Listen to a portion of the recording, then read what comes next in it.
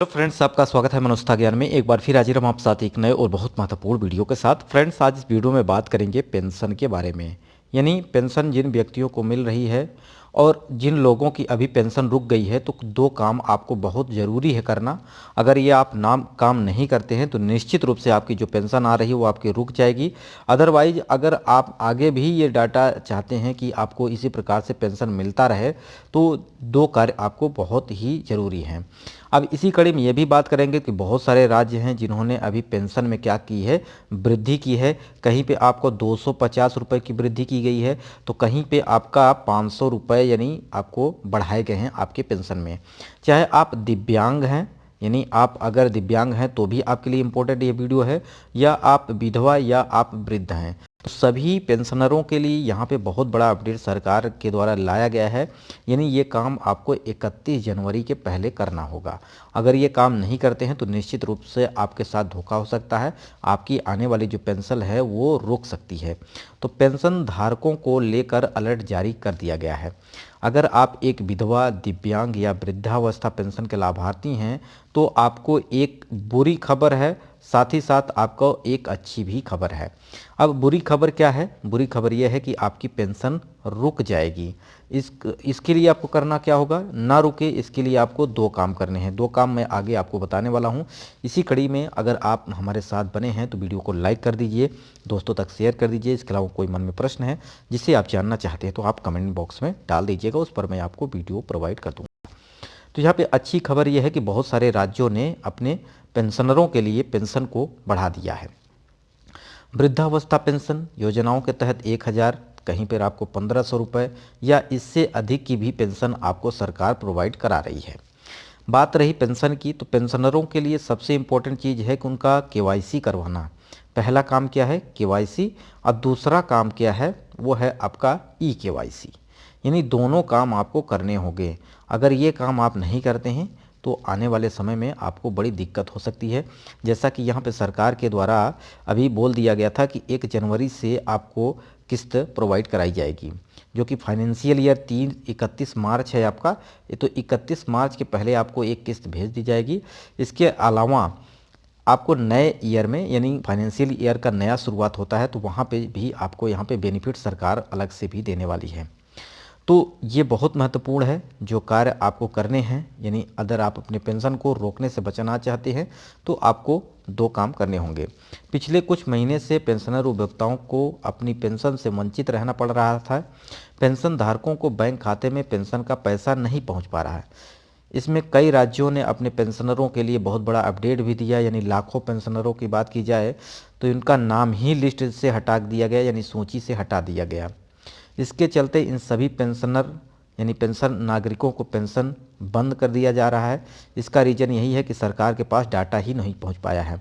जैसे कि आप अभी पेंशन पा रहे थे, ठीक है, अब आपको ये होता है कि अपने बैंक में जाके अपने डाटा को प्रोवाइड कराना होता है, यानी केवाईसी करवाना होता है, जिसमें आधार कार्ड, पैन कार्ड और मोबाइल नंबर से जुड़ा हुआ आधार कार्ड आपको प्रोवाइड कराना होता है।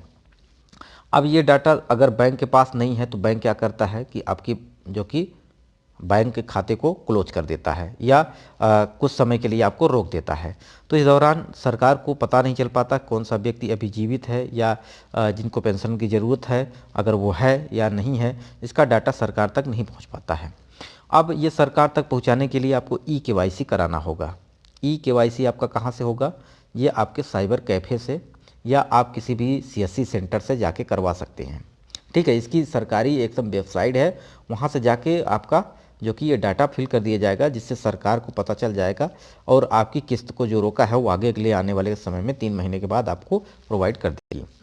तो पेंशन धारकों को सरकार के द्वारा एसएमएस के माध्यम से सूचित किया जा रहा है कि अगर आप अपना पेंशन किस्त लेना चाहते हैं तो आपने सरकारी आदेशों को पालन करना होगा। यानी जो सरकार गवर्नमेंट नियम निकालती है तो आपको पालन करना होगा, अन्यथा आपकी पेंशन को रोका जा सकता है। क्योंकि अलग अलग राज्यों में पेंशन धारकों को पिछले 6 महीने से पेंशन के किसी का लाभ नहीं मिल पा रहा है। यानी जिन लोगों को लाभ नहीं मिल पा रहा है, इसका रीज़न यही रहा है, उनके पास डाटा नहीं पहुंच पाया सरकार के पास। अब ये समाज कल्याण विभाग की तरफ से आपको पेंशन जारी की जाती है, तो समाज कल्याण विभाग के पास ही डाटा नहीं पहुँच पाता तो वो आपकी पेंशन कैसे आपको अकाउंट में आपके भेजे। अब यहाँ पे बहुत सारे लोग हैं कि बोल रहे होंगे कि सर हमें जो कि पेंशन अभी मिलती ही नहीं है, यानी वो 60 साल के हो गए हैं लेकिन उनको पेंशन नहीं मिल रही है, या कोई दिव्यांग है लेकिन उसको भी नहीं मिल रही है, विधवा है उसको भी नहीं मिल रही है। तो नई पेंशन आप शुरू करवा सकते हैं, आप अपने प्रधान से मिल सकते हैं और वहाँ पे एक जो कि ऑपरेटर की व्यवस्था कराई गई है, वहाँ से ऑनलाइन करा दें, या आप साइबर कैफ़े से या अपने ब्लॉक में जा सकते हैं, तो वहाँ पर जाके अपना पेंशन को शुरू करवा सकते हैं। इसमें आपका क्या क्या डॉक्यूमेंट लगेगा, आपका फ़ोटो लगेगा, आधार कार्ड, पैन कार्ड, आधार कार्ड ऐसा होना चाहिए जो आपका मोबाइल से जुड़ा हो, और आपका राशन कार्ड। ये सारे डॉक्यूमेंट्स आप लेके साइबर कैफ़े पे जाएं या आप सीएससी सेंटर जाएं, या तो अपने ब्लॉक में जाके वहाँ से भी आप इसको शुरू करवा सकते हैं।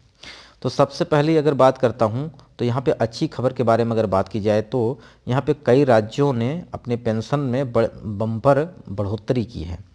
अगर मैं राज्यों की बात करता हूँ तो हरियाणा राज्य है, हरियाणा है आपका, यूपी है, एमपी है, वहीं आपका उत्तराखंड है, वहीं आपका हिमाचल प्रदेश है।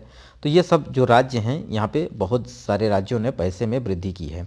अब यहाँ पे हरियाणा राज्य ने 2750 रुपये देती है, जहाँ पे 250 की वृद्धि करके यानी 3000 रुपये की आपको पेंशन यहाँ पे प्रोवाइड कराई जा रही है। वहीं यूपी में अगर बात करता हूँ तो यहाँ पे 1000 की किस्त प्रोवाइड की जाती थी, लेकिन अब 500 की वृद्धि करके 1500 कर दिया गया है। इसी प्रकार से मध्य प्रदेश में 600 रुपये आपको प्रोवाइड कराए जाते थे, लेकिन आपको 400 वृद्धि कर दी गई है, तब 1000 प्रोवाइड कराए जा रहे हैं। वहीं हिमाचल प्रदेश में अगर बात की जाए तो 1250 मिलते थे, यहाँ पे अब 250 वृद्धि करके यहाँ पे जो कि 1500 रुपये आपको प्रोवाइड करा रही है पेंशन। ठीक है, तो 250 की वृद्धि कहाँ हुई है, ये हरियाणा में हुई है। अगर 500 की वृद्धि की बात की जाए तो ये आपका यूपी में वृद्धि हुई है। 400 की बात की जाए तो ये आपका एमपी में वृद्धि की गई है। 300 की बात की जाए तो यहाँ पे आपका हिमाचल प्रदेश है। ठीक है, तो ये सब सारे राज्य हैं जिन्होंने वृद्धि की है।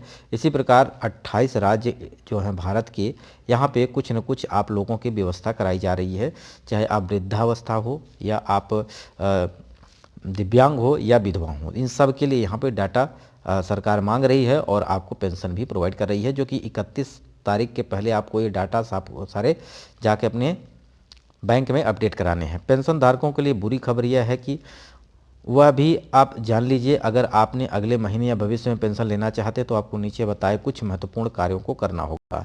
क्या कार्य करना होगा, आपको अपने केवाईसी करवाना होगा, यानी सबसे पहले पेंशन धारकों को जल्द से जल्द पेंशन सत्यापन कराना होगा। अगर आपके द्वारा ऑनलाइन पेंशन सत्यापन नहीं कराया गया है तो ये आपका तुरंत ही रुकने वाला है, यानी केवाईसी करवाना है बैंक में, और ई केवाईसी भी आपको करानी है। कहाँ करानी है, इसके अलावा ई केवाईसी कराना है, इसके चलते पेंशन बंद हो सकती है अगर आप ये कार्य नहीं कर सकते हैं। तो यही सबसे बड़ा कारण है जिसके कारण आपकी पेंशन अभी लिस्ट से हटा दिया गया है नाम आपका। तो ये सारे काम कर लेते हैं तो आपको निश्चित रूप से आपको पेंशन फिर से मिलना शुरू हो जाएगी।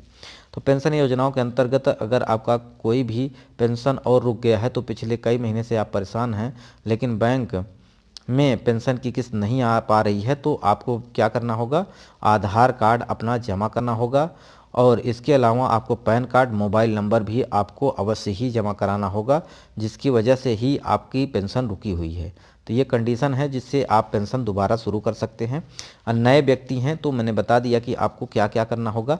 आपको अपना फ़ोटो, ठीक है, आधार कार्ड, पैन कार्ड और आपका मोबाइल नंबर और आपका राशन कार्ड, ये सारी चीज़ व्यवस्था करा के आप फिर से शुरू कर सकते हैं अपनी पेंशन। ये वीडियो आपको कैसा लगा कमेंट बॉक्स में बता दीजिएगा। इसके अलावा कोई मन में प्रश्न है जिसे आप जानना चाहते हैं तो कमेंट कर दीजिएगा, वीडियो मैं प्रोवाइड कर दूंगा। वीडियो यहीं समाप्त करते हैं। नमस्कार।